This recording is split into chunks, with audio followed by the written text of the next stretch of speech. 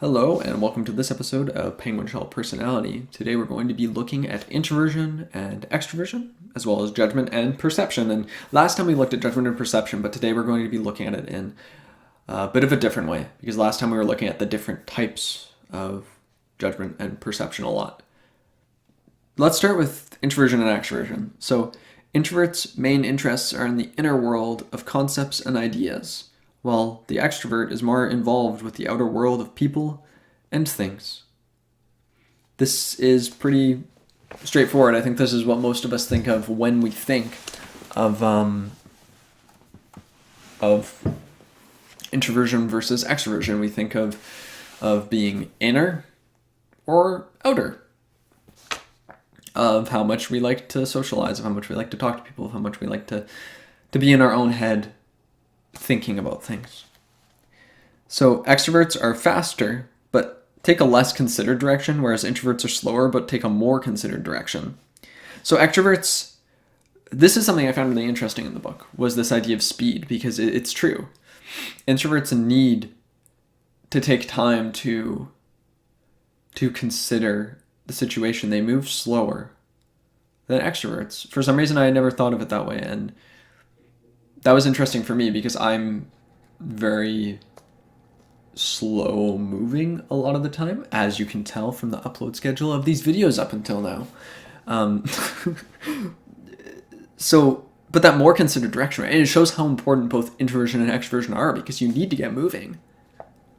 But you also need to move in a considered direction, because if you don't have both of those things, if you're just a complete introvert, your boat is like very well built, maybe.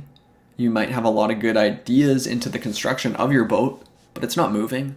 Whereas if you're an total extrovert, there's no introversion there, you might have this boat that's just falling apart, just cracking, just not a nice boat, and it's just going headlong, just rushing forward. And I think we can agree neither of those two things are particularly good. We want both the consideration of where are we going. You want to look at the compass, but then you want to eventually go somewhere. You don't want to just sit there and look at the compass forever. So then, of course, well-developed introverts and extroverts will strike a balance between the two frames of mind. So that's the idea that nobody's completely introverted and nobody's really completely extroverted. There's always kind of this balance, and you might be more of one than the other. This is why, little bit of a rant. This is why I'm not a fan of the term ambivert. Everyone's an ambivert. Everyone's an ambivert. I'm an ambivert. And you probably are too. Because everyone has introversion and extroversion. The idea that these are these two binary oppositions, that you must be one or the other, is silly. And we should not think that way, because it's dangerous actually to go like, I'm in this box or I'm in this box, because then the temptation is to go like, oh, I'm an introvert. I've realized this. And maybe now you're like, well, introverts, the way they function is that they don't talk to people much, so I'm not going to talk to people much, or like stop doing certain things you enjoy. And I mean, that sounds silly, because I don't think most people be conscious of doing that, but I do think, we fit into the roles we see in society, so don't do that too much. So now let's go to judgment and perception. So both are methods of dealing with the world around us.